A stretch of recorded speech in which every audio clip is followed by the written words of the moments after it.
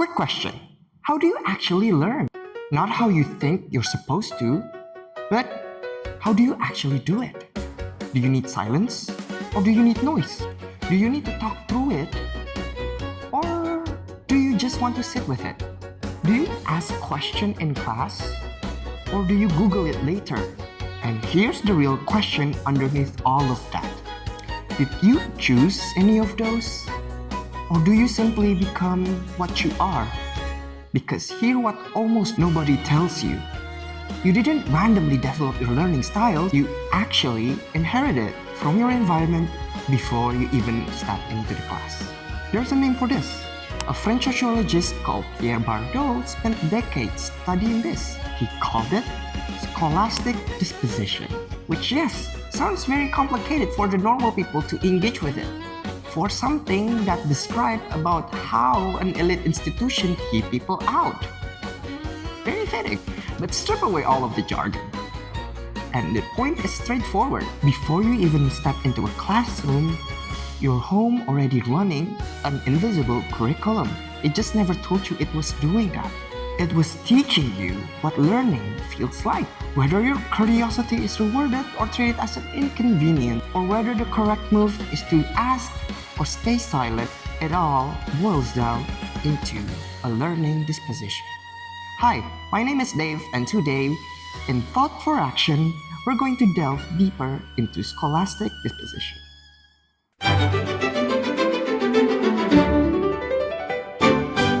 So, quick example. Two kids, same age, same classroom, different upbringing. Afan and Belinda. Both of them ask questions. Why do we even have homework? But here's the different part. Where Afan came from, his parents is working long hours, making them too exhausted to engage with his questions. So the reply that he get is, just do what your teacher said, don't ask a lot of questions.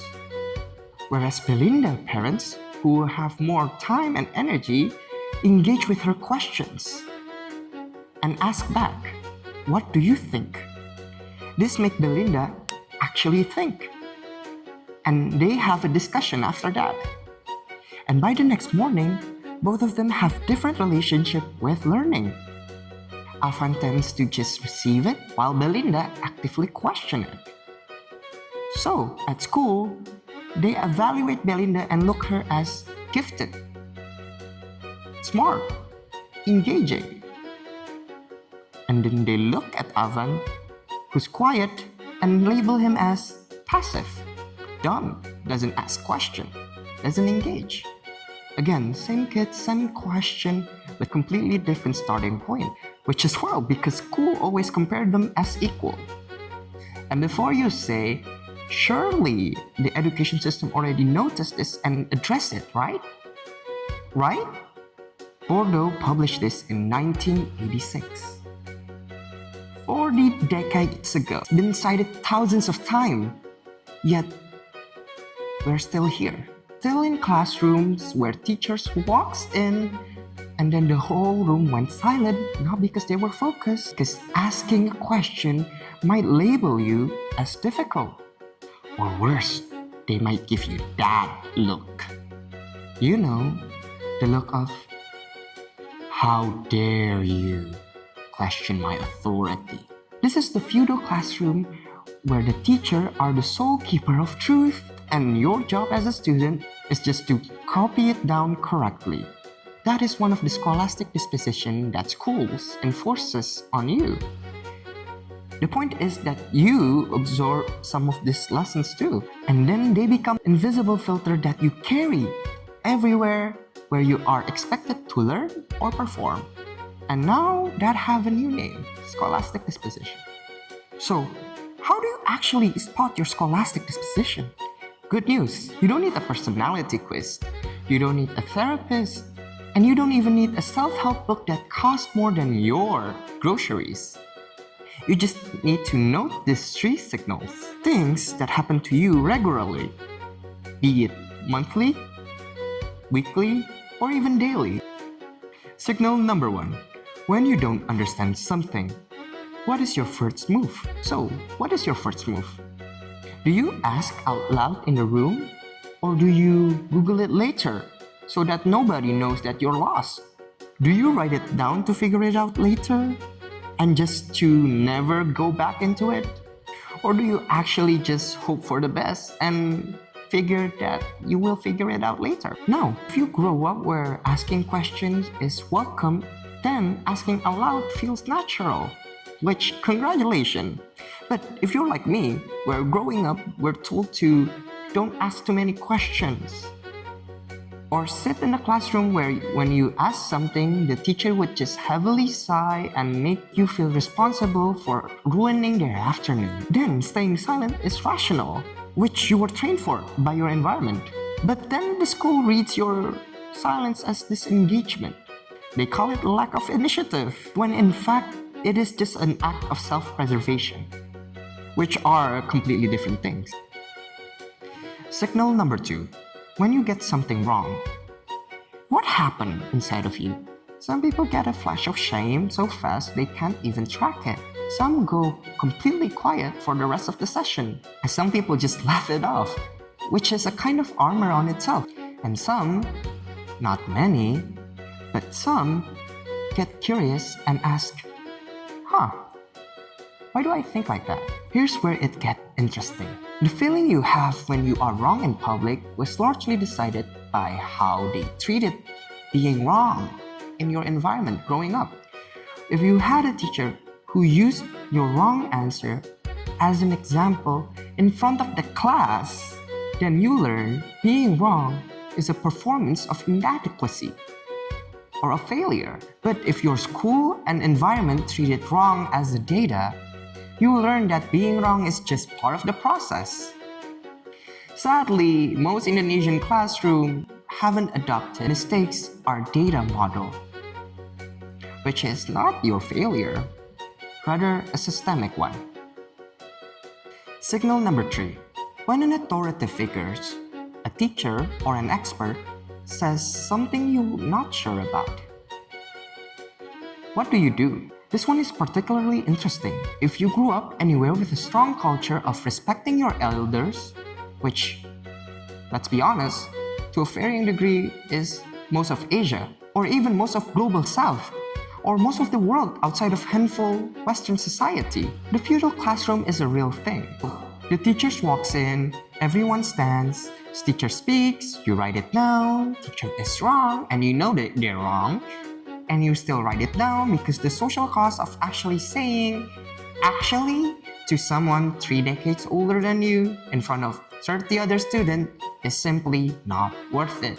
Okay, 2 pages entitled The Consequences of Questioning Authority. This is Spanish 101. I know how to say hello tomorrow on that tables are female. That's the only Spanish you taught us. Oh, 6 pages on ignorance. That is not intellectual passivity. That is a completely rational reading of a room. The problem is that some of the institution that created said system is demanding you to be critical thinker, which, sure.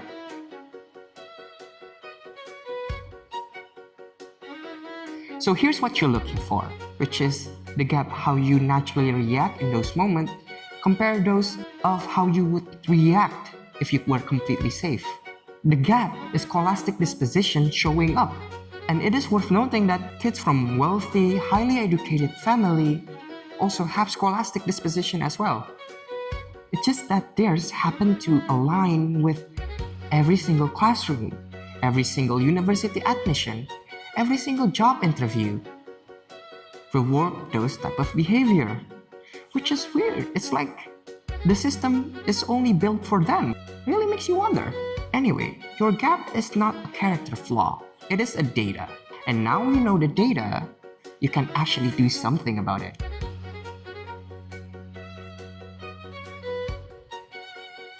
Alright, so you spotted something. Maybe you saw yourself in one of the signals very clearly. Maybe uncomfortably clearly, which is okay. That's completely fine. Because that is the point. Now, here is what we are not going to do.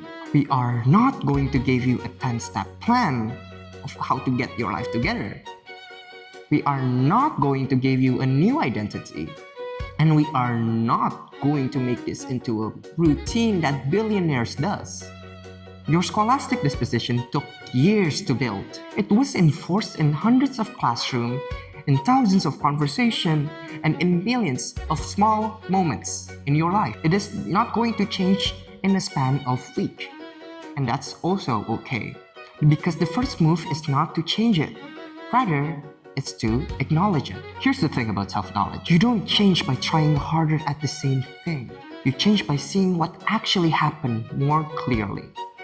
And to see something clear doesn't require a breakthrough. It requires an honest question asked at the right moment. When I reacted like that just now, was that me? Or was that something I was thought? That is the whole action that we're going to take this week. Not a new system, not a challenge, just one moment in the next 7 days. When you catch yourself in a learning environment, be it in classroom, in a meeting, in a conversation, or even in reading, pause and ask that question. Was it me or was it something I was thought?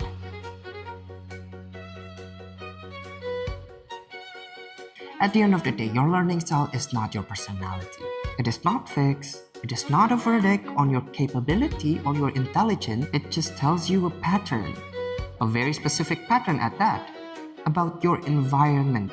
And maybe that environment taught you that question might get you in trouble. Maybe it taught you being wrong in public was something to be ashamed. Maybe it thought your knowledge only came from authority and not something you built. Whatever it was, it completely made sense in the context it came from.